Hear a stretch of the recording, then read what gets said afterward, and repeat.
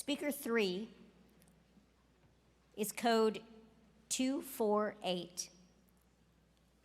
The question will be, will the US-led international order survive the Trump administration? Will the US-led international order survive the Trump administration? Speaker 248.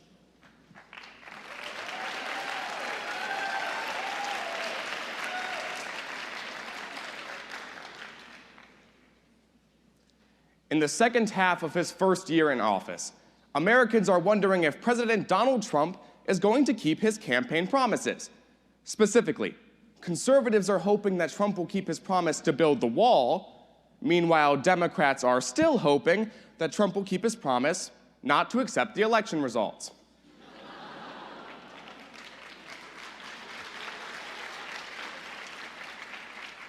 But increasingly, the most important promise that Donald Trump made during his campaign was that he was going to make America great again.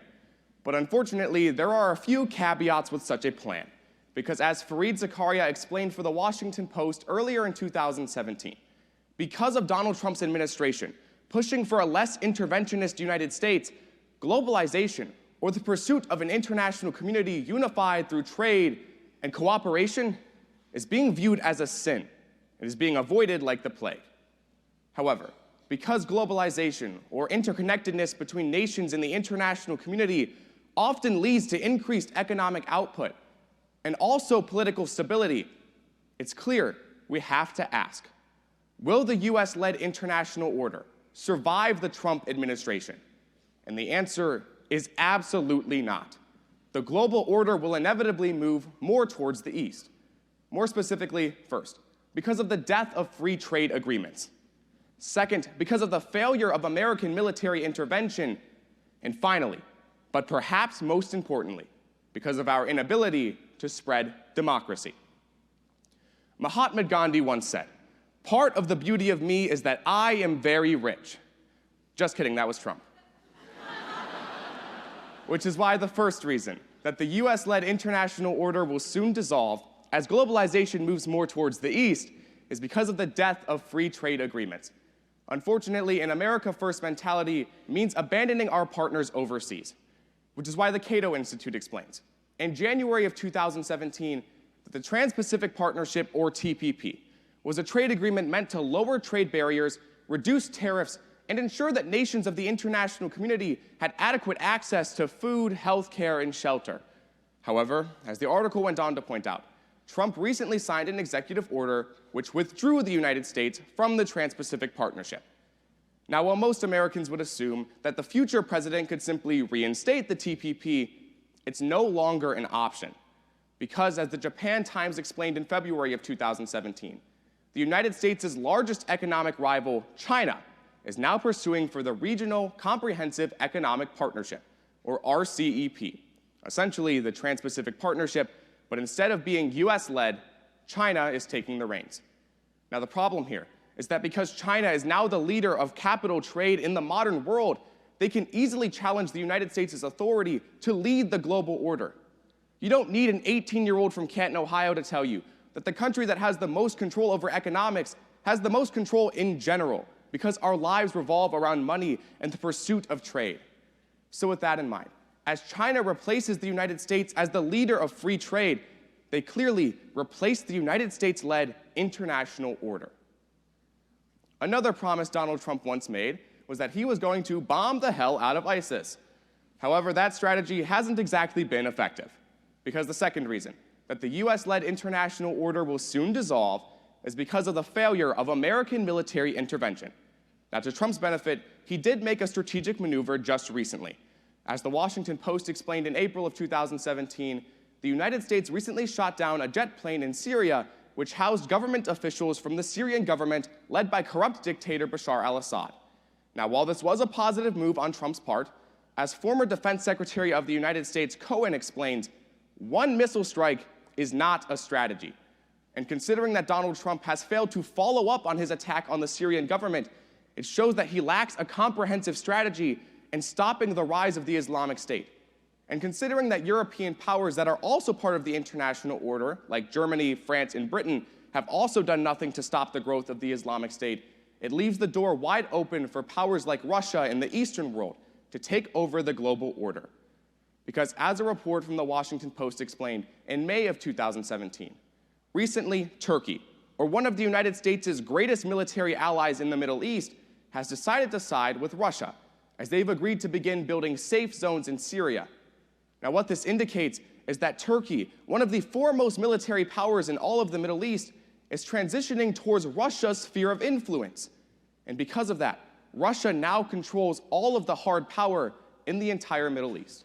Because as W. Raymond Duncan explains in his book, World Politics in the 21st Century, whichever nation controls hard power in the region generally has regional hegemony. Consequently, because the United States and other Western powers lack a comprehensive strategy in the Middle East, Russia is quickly replacing them as the foremost military power, leading them to be stronger in the international order and thus destroying the United States-led globalized world. However, the final and single most important reason why the US-led international order will quickly dissolve is because we've lost our ability to spread democratic ideals.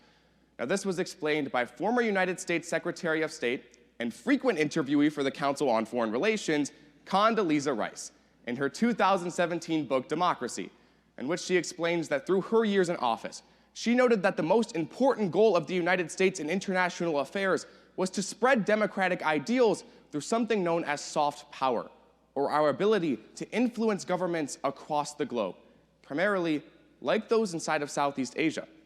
However, because of the Trump administration, we've made an irrepressible mistake that leaves the United States incapable of spreading democratic ideals.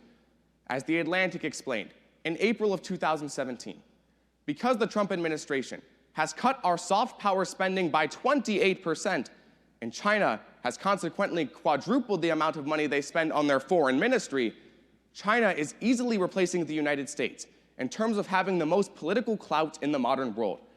However, this is a serious problem, because considering that rather than spreading democracy, China tends to spread their communist ideals that lead to corrupt officials and the innocent arresting of multiple citizens, indicates that because China will now lead the political clout in the modern world, they'll begin to spread their political ideals, which completely contradicts American democracy and shows a sign that the US-led international order is on its way downward. So while Trump's campaign promises may still be up in the air, it appears he's made a few critical mistakes, as we again pose the question: how will the US-led international order, survive the Trump administration? And the answer is absolutely not. First, because of the death of free trade agreements. Second, failed military interventions. And finally, but most importantly, our inability to spread democracy. So it appears Trump's campaign promises may not be fulfilled. However, if any Americans believe that the United States shouldn't have a larger role in the international community, they are incorrect. And that is a promise.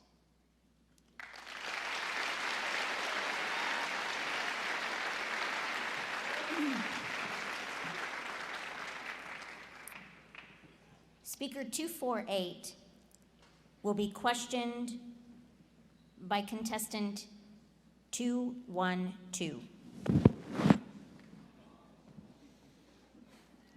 So the question you were asked discusses whether or not the U.S.-led international order will survive President Trump.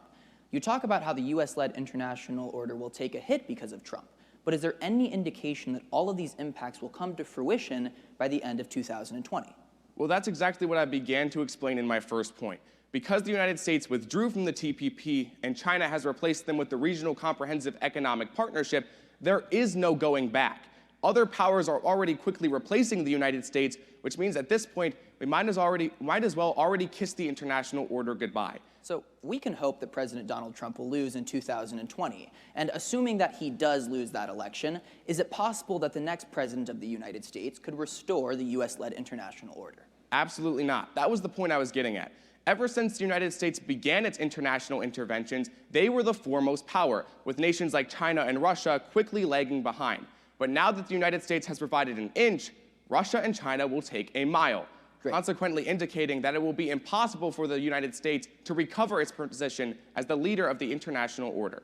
So let's talk about your first point, which discusses international economics and specifically free trade agreements. Right. The New York Times reported earlier this year that President Trump's primary approach to international economics is to scrap multilateral trade deals like the TPP and replace them with bilateral trade agreements with numerous countries. Is there a potential that the creation of bilateral trade agreements rather than multilateral ones could at least salvage some of the US-led international order? No, because as I explained, multilateral agreements are the most important because that gives regional hegemony. While Japan might like the United States a lot and agree to a bilateral trade agreement, China inevitably now controls all of Southeast Asia, which makes them the unquestionable hegemon and the new leader of the global order. And briefly, your second point. You discuss US-led military intervention, and you say that ultimately, under President Trump, we're going to see a loss of hegemony in this place. Some argue that President Trump will intervene less, and others also believe that intervention makes the United States look more like a villain in the international community.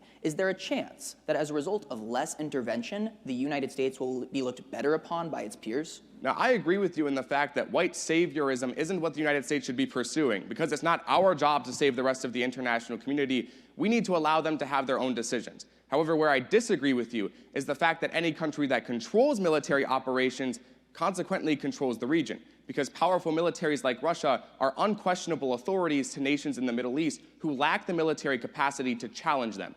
Thus, where you're getting confused is that the ability for the United States to lack intervention doesn't give them any more power, while it may make them seem more positive in terms of international image. Great. Congratulations. Thank you very much.